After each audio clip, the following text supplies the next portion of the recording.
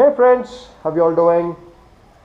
So just like I make videos on motorcycle mythbuster, now many of you would have watched my videos on engine braking myth, chain loop myth, etc.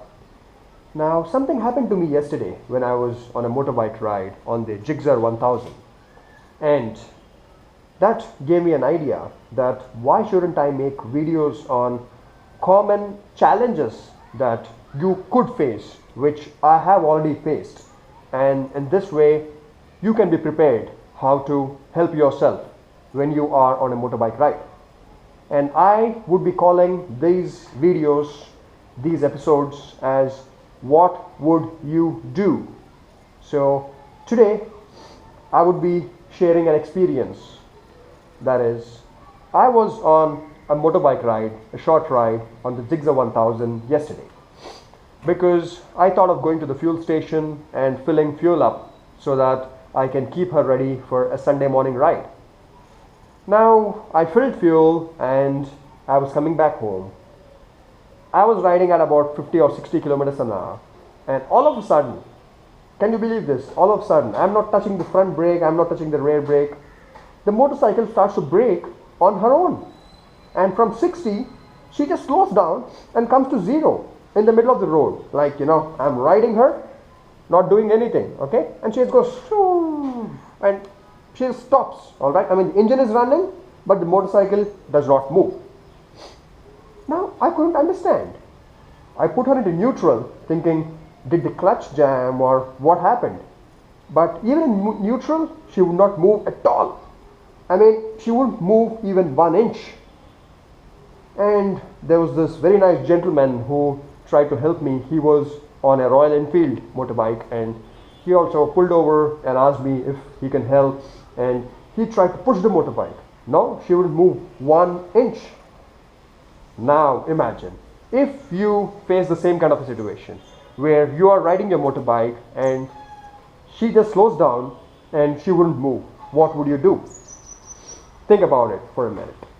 Now, if there is an issue with the transmission or the clutch, the motorcycle should move when you put it in neutral, correct?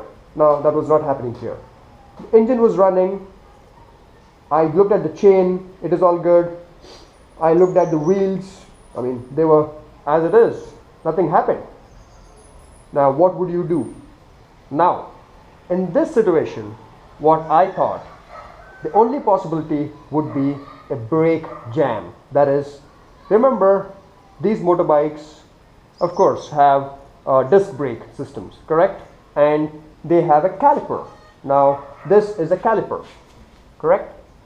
And these have pistons inside. They are pistons which press against the brake pads, and the brake pads press against the rotor, and that is what creates friction, and the motorcycle will slow down.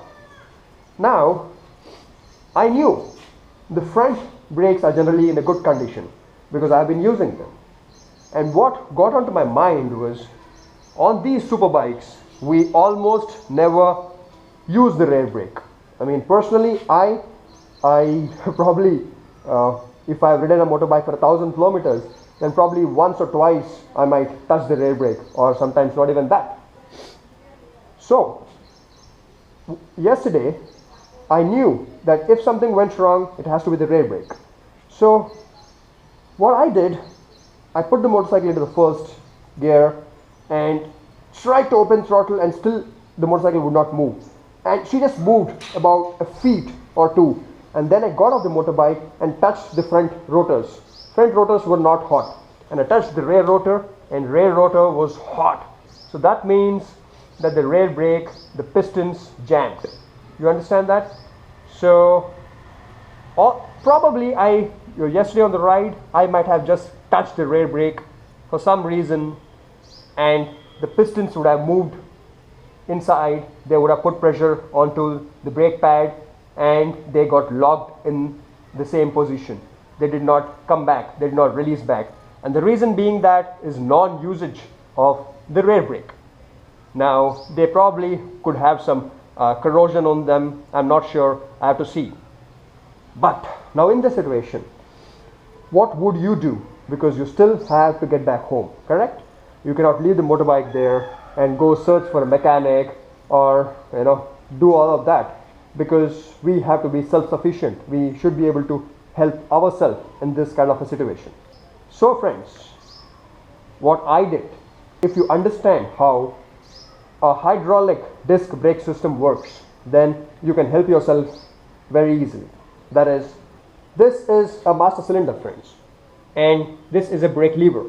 When you press this, the master cylinder sends hydraulic fluid, which is kind of under high pressure. It comes all the way to the caliper, and inside the caliper there are pistons, and this hydraulic fluid would put pressure onto the pistons, and the pistons would put pressure onto the brake pads, and the brake pads would create friction onto the rotor, and the rotor will slow down the wheel. The best way what I could have done is simple, that is, release the hydraulic pressure. Got it? So how can you do that? That is nothing but loosen this bolt here. You see that? If you loosen this bolt, there would be hydraulic pressure droppage, and the pistons would slightly come back, and you can go home. So I got a 12 number spanner out, and all that I had to do was loosen this bolt. Now before doing that, remember, hydraulic fluid will drop from here when you loosen this bolt, and hydraulic fluid, if it drops onto your rim, the wheel, it can take the paint off. So put a cloth here and then loosen this, and you don't have to get it out, just release 2 or 3 threads, that is all about it, and put it back, and instantly your rear brake will release. But remember, after that you cannot, even if you push the lever down, nothing would happen, because there would not be any hydraulic pressure anymore. So that's it, friends. It sounds very simple, but these kind of situations can make you stranded on the road, and if you do not know how to help yourself, it can be a tough situation, a challenge. So I'll be doing more videos like these where you can help yourself and get back home. Let me know if you have any questions, friends. Thank you. Bye bye.